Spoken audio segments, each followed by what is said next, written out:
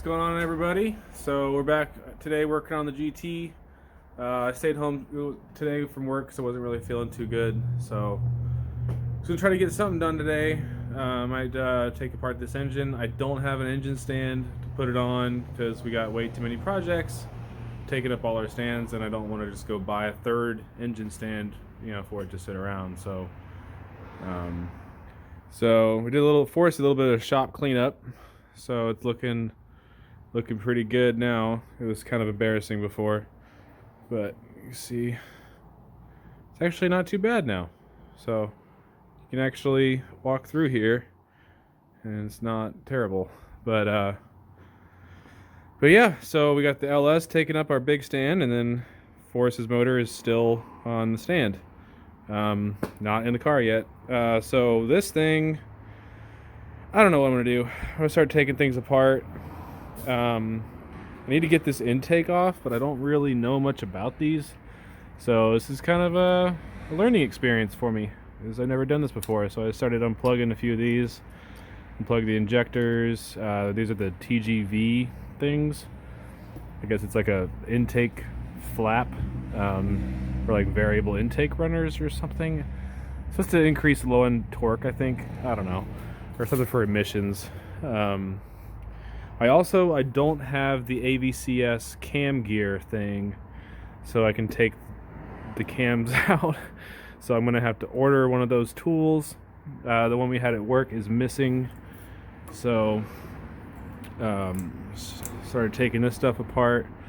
Turbo's already off, so I just got the bench cleaned off here. We put all the LS wiring harness stuff over there for whenever we get to it. So I got my turbo sitting up here. That's for another project, and this is where we're going to be kind of laying everything out. It's really important to lay out all your parts so you know where everything goes, because there can be, it can be confusing after you take a car apart for, a few months. When you try to go back to put it back together, it's, you don't know where everything went. So it's really good to do that.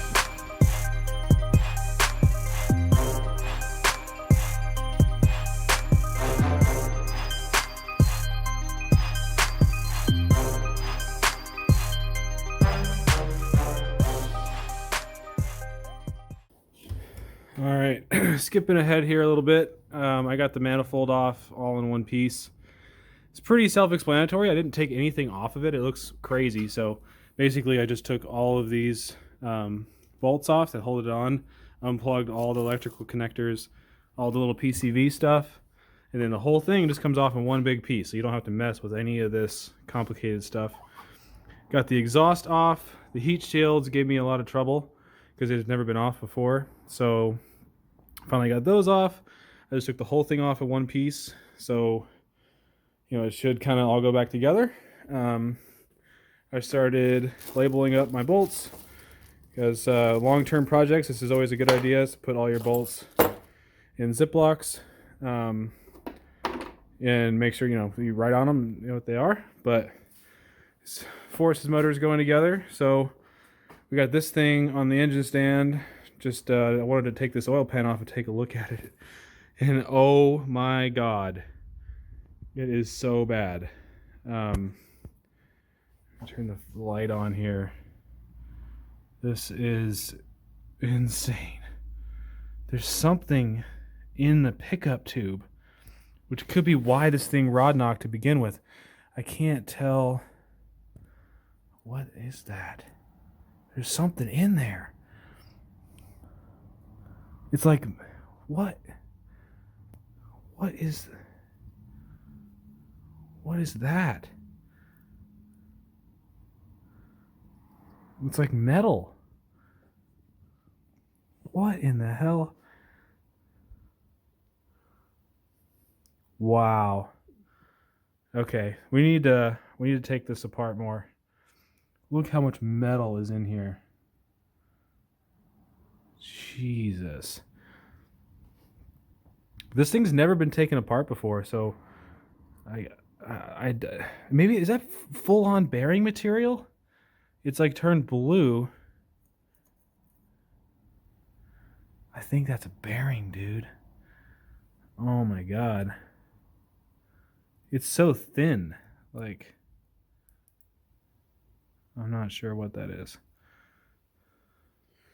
Okay, so I got this off. All of these rods feel fine. I was just checking them for play, and none of these have any play.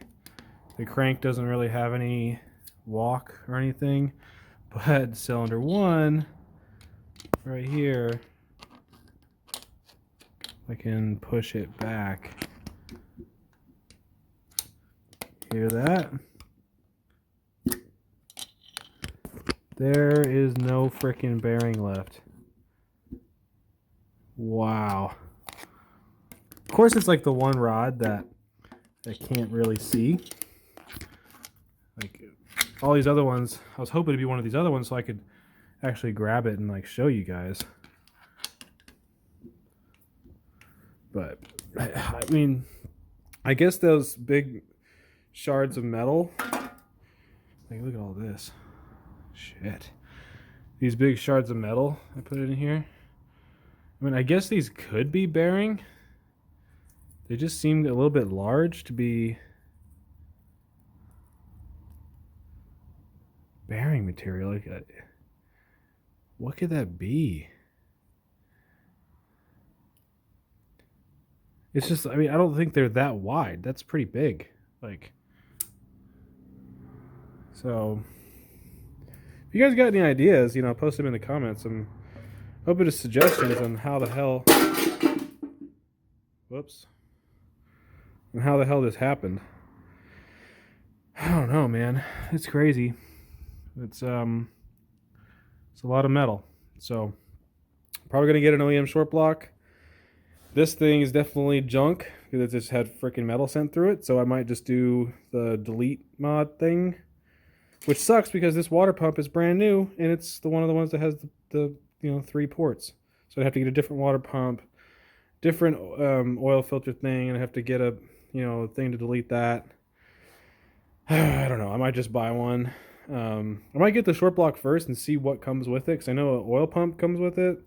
I don't think that comes with it, but I might just have to buy one, or maybe I could take it apart and clean it. I don't know if I'd even trust that, put this much money into it, but I don't know. Maybe I have one from an old 22T. I wonder, and that one didn't blow up or nothing. That was on my car, so I know there's no metal sent through it. So maybe I could modify a 22T one to work on this, because I'm probably going to end up selling this car. I don't really have room for it. I'd really like to take this block all the way apart and see how bad that rod looks. I mean, I know the crank is screwed. God, man, that stuff has to be bearing material. It just seems really wide to be bearing material.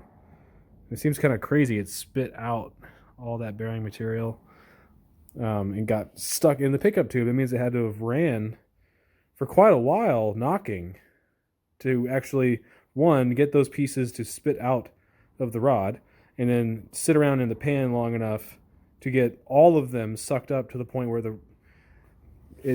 that's just crazy. Like, it completely blocked the pickup tube. So I don't know if those pieces are something else, and that's the reason why it rod knocked cylinder 1, or which one happened first.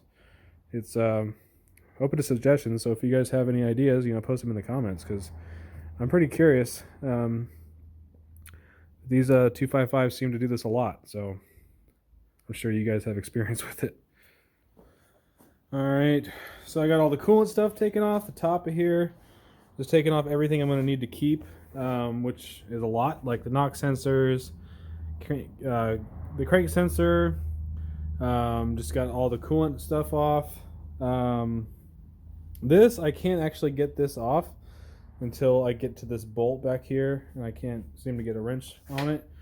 So I need the tool from work to get these single AVCS cam gears off. So we got a little tool to hold these still. And I need my big impact to take this guy off, which I have at work. So that's going to have to wait for another video. Went ahead and pulled the valve cover off. just to kind of see how it looks, to see if there's, you know, too much metal in here, which doesn't look like it. So I don't know. I didn't see any cracks or anything in the pickup tube. You know, it's still got just full of crap inside there. You see the copper bearing material right there. I didn't see any. Usually they crack, but I didn't see anything. Maybe it did. I don't know. I was really looking forward to, you know, finding like a reason why cylinder 1 rod knocked, but I mean the guy didn't give me hardly any information to go off of, so there's really no saying how it happened. Maybe you guys know, but I'm pretty confident that those metal shards in the pickup tube are in fact bearing material, even though there's just, I mean, seems to be a lot of material. I didn't think the bearings were that wide, but I guess they probably are. So that must be what it was. Because that's, I mean, there's no bearing left on cylinder 1. And it seems to be the only cylinder affected. Which is, I don't know, it's really weird. But I'm kind of at a stopping point for this video. I didn't get too much stuff on a time lapse, just because we were using the time lapse for Forrest's car. We got his built motor in there, our time lapse guy. You guys set up right there. So this has been filming this all day while I'm over here working on this, because I finally have an engine stand, because this is finally back in here. So really excited to get this thing going. We just got to finish hooking everything back up to it, and then actually get the Haltech, you know, wired in, which is going to be its own videos with the Haltech stuff on one of these first gens. But yeah, I got to clean up my mess here. Got to put everything away. But yeah, if you guys wouldn't mind, you know, post them in the comments if you guys have ever, you know, taken apart one of these 255s and or had cylinder 1 rod knock. If you guys, you know, have some insight into why that might have happened, or how yours might have happened. I'm curious to know. So I'm just learning about these motors. I don't know a whole lot about them. This will be the first one I've rebuilt. So yeah, just want to thank you guys for watching. Yeah, I guess we'll see you next time once I have some more tools.